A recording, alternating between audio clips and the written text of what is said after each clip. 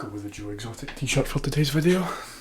So, the M1 Mac Mini is an amazing computer that has certainly improved my workflow, and it's a fantastic way to get into the Apple ecosystem. It's very good value, but more importantly, it is the cheapest and most powerful way to get into the M1 SoC. So let's talk about it.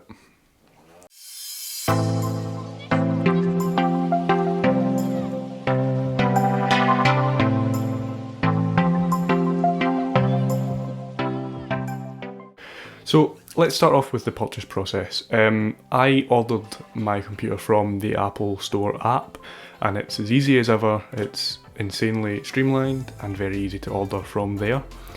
The only slight problem is the M1 has shipping delays. I don't know if they're still ongoing, but it does have shipping delays. Usually an Apple product would be in like 2 to 3 business days. It would get to your home. I ordered mine on the 30th of December. And it arrived just under 2 weeks later on the 12th of January. Now, I'm not saying that's bad. A lot of computers will take a lot longer than that to arrive, especially if it's like a desktop PC, it will take a while. So, if you go to look at a Mac Mini and it does have shipping delays, that is why the M1 is extremely popular. So, yeah. So my Mac Mini, my configuration is the 256GB storage and the 8GB of unified memory.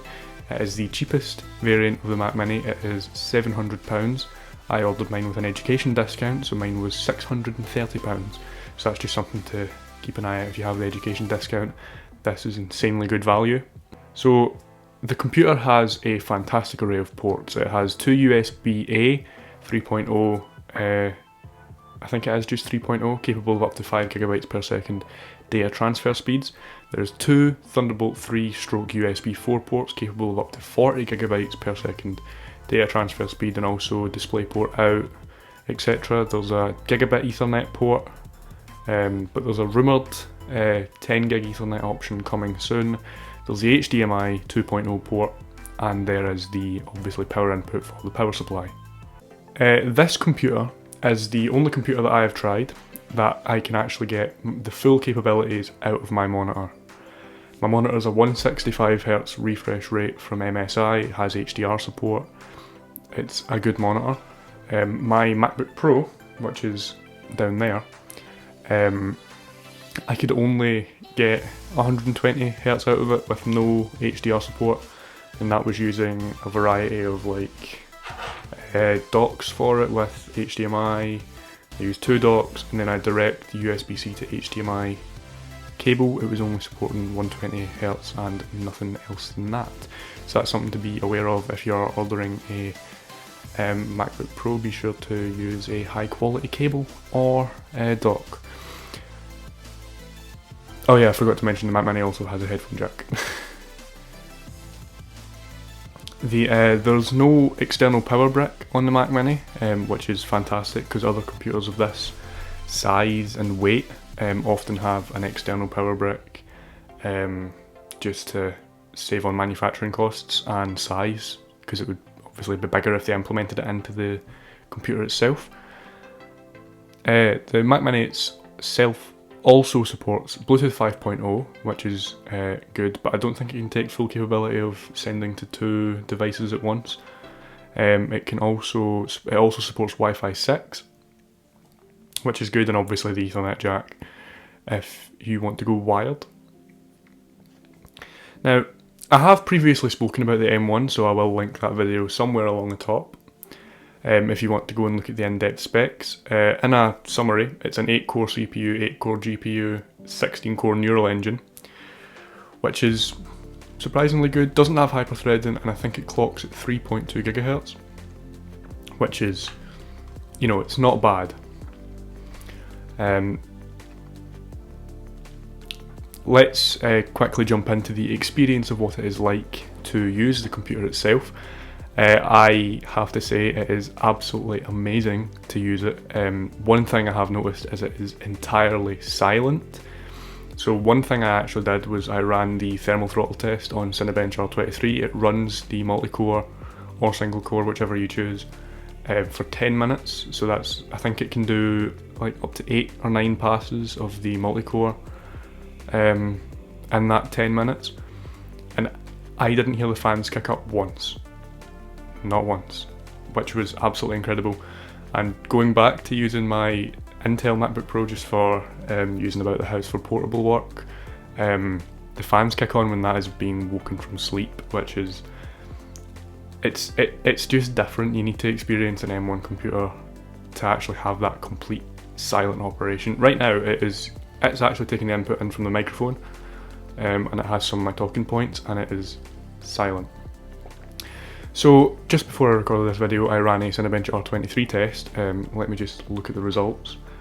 The multi-core was 7679, which is insane. It beats out various 11th gen Intel mobile chips, but it also, and this is probably the most astonishing thing, it beats out a 12-core Intel Xeon processor.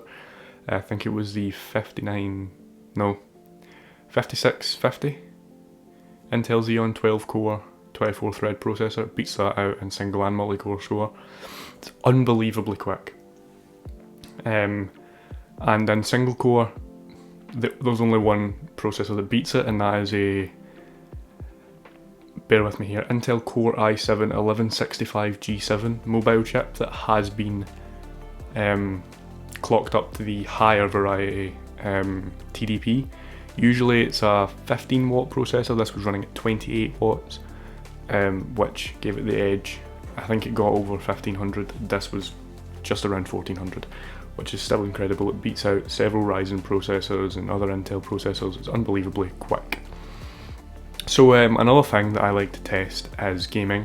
I don't actually play a lot of games on my computer. I usually literally just play CSGO. But in CSGO, I was getting around about 75 to 80 FPS with these settings, which is really good for an integrated GPU, and it's not running natively. It's still running with the emulation. I'll touch on that in a minute, but it's only running at about 50 to 70% performance, which is insane if it's still hitting really high frame rates with good graphics quality.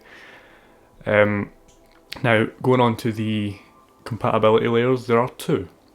So the first compatibility layer is Rosetta 2, and it translates x86 apps into ARM apps, but it doesn't translate them completely. It kind of translates them into ARM plus x86, which allows it to run like really quick, unbelievably fast. Even like DaVinci Resolve is not native, runs insanely fast.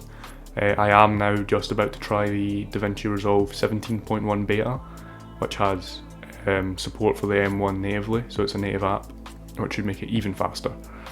The other compatibility layer is Universal Binary 2, which allows developers to bundle x86 apps in with ARM apps, and it's unbelievable. It's the way that Apple has done this. I know that Universal Binary has been out before with the switch from PowerPC to Intel, and same with Rosetta, but they weren't as good back then. They are amazing now. Even like Windows ARM machines, I think it's the Surface Pro X, it can only run 32-bit applications at about 20 to 30% performance of the Qualcomm 8CX, I think it is, that's powering that. But Apple just blows it out of the water here, which is incredible. One thing I have missed though is the option to go into Boot Camp to load up Windows, which is not an Apple fault. It is a Microsoft problem.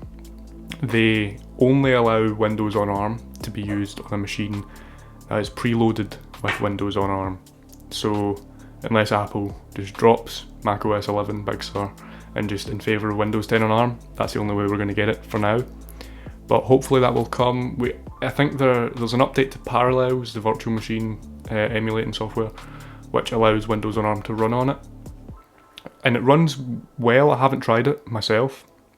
I have seen various other tests of it, and it runs surprisingly well. Another thing I would actually like to touch on is just the size of the computer.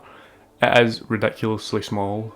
I mean, I know there are smaller computers like the Intel NUCs, but this is small for how powerful it is, and it is cool to the touch. Every time you go to touch it, it is cold. doesn't heat up. It is incredible, and for video editing, I haven't properly tried to edit a video on it. This will be the first video edited on the M1 machine. I'd actually just like to point out, just interrupting the video here, it is performing extremely well editing this. It's probably the fastest experience I've had editing 4K video. And I've tried to edit 4K in the past and I've not been able to upload it, but this time I think I will. So hopefully it keeps going at the same pace it does for future videos, because it's absolutely amazing right now. Anyway, we'll get back into the video. I have tried an export test of a previous project, and it did export about twice as fast, which is insane. It was going from like 7-8 minutes export to like 3 minutes, and that was at like 720p, so I did it on low. But you do it on high. My old computer was taking like 30 minutes, whereas this is doing it in like 7-8 minutes. It's so quick, it's really going to speed up my workflow. Also, I am learning virtually in college, doing computer science, so I need to be able to use Teams and various other apps like Atom and XAMPP for coding purposes. And XAMPP is not the greatest app in the world. There is an issue on M1, you need to install the installer version, not the VM one. But every other app I've had works great. There's a native version of Zoom for the M1, which I don't use very often because I don't like Zoom. And there is, I think Teams is universal. Bear with me. You can actually check which apps are universal. I'll show this in B-roll.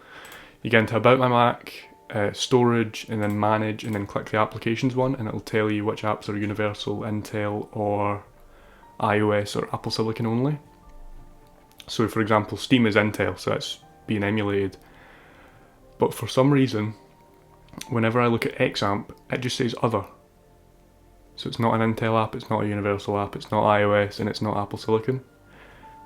It's weird, I really don't know. Teams is Intel, so it's emulating and it runs really well. I do have a couple of iOS games installed, just quick games I'd play on my phone. But everything else, it runs brilliantly. Cinebench is a universal app, it runs great. And Creative Cloud, all the Adobe software is Intel based, still runs really well. But the Creative Cloud apps itself, they're all Apple Silicon. And I do have the Photoshop beta, the Apple Silicon version, which runs surprisingly well. So in the B-roll you should have seen footage of me playing CSGO, etc. Again, sorry to interrupt, I'm going to leave the CSGO part to the full review, so that I can actually go a bit more in depth into it. But yeah, back to the video again. You'll see how well that runs. It does run surprisingly well. But yeah, that is not a full review. I will do a full review once I've edited a couple of videos on it, got the proper performance out of it and had it for a while. I have only had this for under 2 weeks, so this is no means a full review, but it is really good. It's really promising. The one thing that actually surprised me, and it's not going to surprise basically anyone else, but the box, basically every YouTuber that has the M1 Mac Mini and does an unboxing of it is from the US or Australia or Canada, like Creative Labs, MKBHD, Linus Tech Tips, etc. But the UK box is surprisingly a lot thicker because we have the much larger 3-prong plug, because we need the grounding pin at the very top. Which, the box takes up a lot of room, and I keep all my Apple boxes, so the boxes take up a lot of room. But anyway, I'm going to wrap up this video here. I hope you guys enjoy, I hope you guys like the t-shirt. Granite Anchor Clothing, use code Murray15, you'll get 15% off. Sorry, I just had to plug that in there. But yeah, thank you guys so much for watching this video, and I will see you in the next video. Hopefully I return back to my usual standard of commentary. So thank you guys so much for watching this video, and I will see you in the next video. Bye guys.